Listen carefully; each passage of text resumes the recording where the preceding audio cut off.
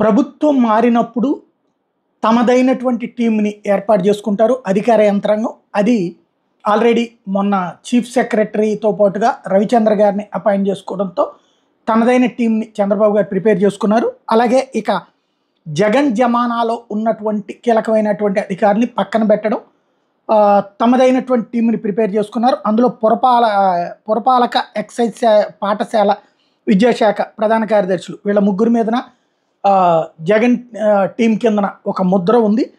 శ్రీలక్ష్మి, రజత్ భార్గవ, ప్రవీణ్ ప్రకాష్ ఈ ముగ్గురిని కూడా జిఏడికి అటాచ్ చేశారు.